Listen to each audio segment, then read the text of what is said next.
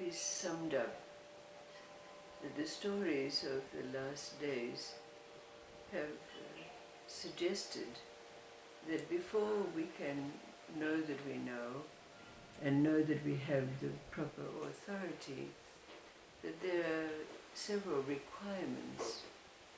And perhaps we've gleaned from those stories that one of those requirements is that we need to be tested.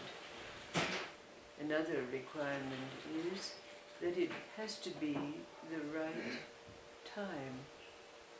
And another is that we need to be in a state of desirelessness or selflessness.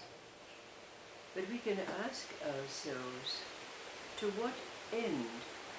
What happens when we know that we know, and we know that we have the proper authority? So, to lead us into an inquiry about this, there are several very important factors in Divine Mother's life story. And one of those factors is when the messenger came to her to tell her that she had been chosen to take the power of Rama Krishna, the messenger also told her that the power would not all come at once. And the other very important factor is that Divine Mother would oftentimes say, when I die, the power will go back to the source. So bearing these two things in mind, there's a story that leads us in to perhaps the next inquiry. Why? What happens when we know that we know, and we know that we have the proper authority? So it's a story, another Sufi story, a story about a man called Abasi bin Ali. Now Abasi was of noble birth, but over the decades and the generations, the lineage had fallen into not quite disrepute, but had lost all its influence, all its power, all its wealth, so that Abasi was left just as a poor tradesman, not even daring to show his royalty or his nobility, but struggling to regain the wealth of his family, and as an adjunct, its good name.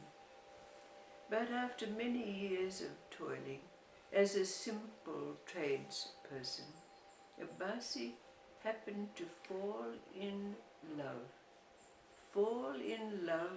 with the daughter of a very, very rich merchant.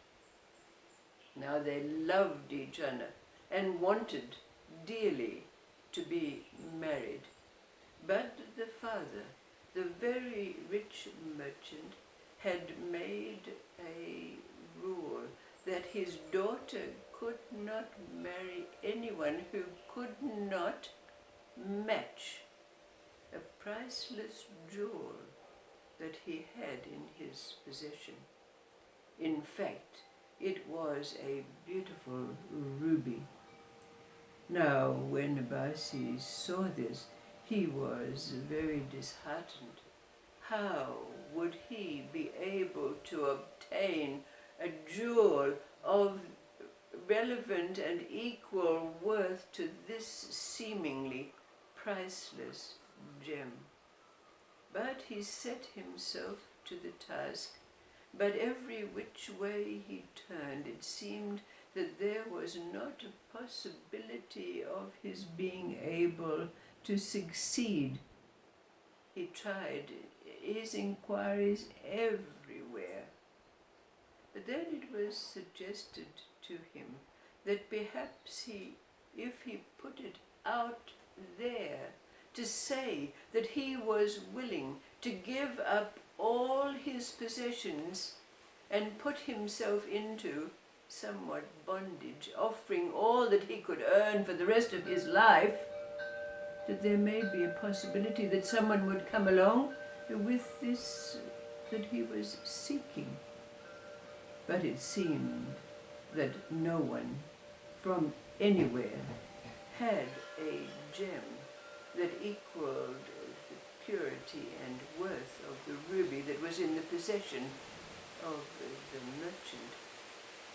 But one day, when Abasi was sitting in his very small garden, again for the 1000th time, wondering what could he do to be able to wed his beloved, he found that standing beside him was, in appearance, an old dervish, a patchwork cloak around his shoulders, straw sandals on his feet, and a begging bowl at his waist.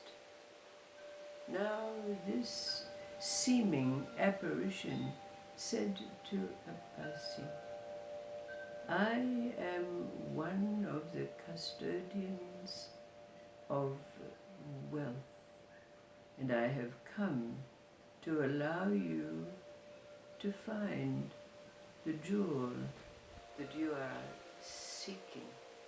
But Abasi was very doubtful. He was somewhat of a knowing and intelligent man.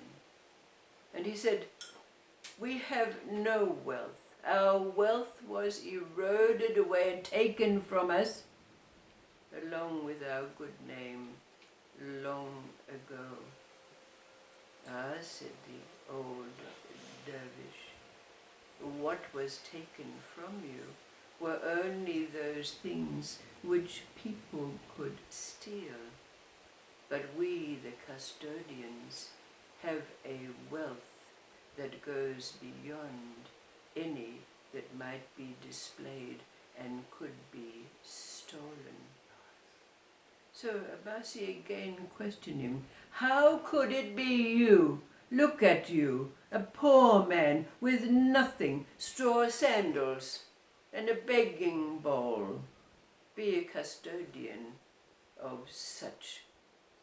The old dervish said, "It is only because we have attained a state of poverty, it might be called, that has no desire for wealth, that brings us the ability to be named and have the duty of being custodians of this wealth." So, conceding to this, Abasi surrendered to what the dervish would demand of him. So, the dervish took out a blindfold and blindfolded Abasi and led him off. They rode on donkeys for a great distance. Abasi knew not how long or the distance that they had covered. But they came to a place when the blindfold was removed, where Abasi came into a cavern where there is wealth, jewels, such as he had never seen before. And he asked the dervish, "Could this be what you are speaking of? And does it belong to me?" The dervish said, "Yes, it is all yours, but there is more. This is only one cavern of what that wealth is." So Abasi said, I want it all. I want it now. And the dervish says, this cannot be. But for now, you can take what it is that you need. And so Abasi looked around to find the gem that matched the one held by the merchant. And indeed, he did find that gem. And again, Abasi was blindfolded and taken out of the cavern, back on the donkey, to go back from whence they came. Of course, we know the end of the story. The matching jewel was given to the merchant, and Abasi was able to claim his bride. From that point on, we launch ourselves into another inquiry in the form of stories that might amplify and allow us to also know what it is that is there when we know that we know, and we know that we have the proper authority. If this introduction would give us a clue, we can say its power. And with that, we begin our next inquiry. But the question is asked of us, what is it that you begin to feel in you when we recognize that indeed we have been tested? As for the timing, and in the instance that there is no time, any time and all time is going to be the right time. But we can look within ourselves and recognize, indeed, there is nothing that I can proceed with an I want, I need, I desire, I should, I ought. From this, we can begin to recognize what it is that's rising up in us. But that's for our exploration. That's for the stories.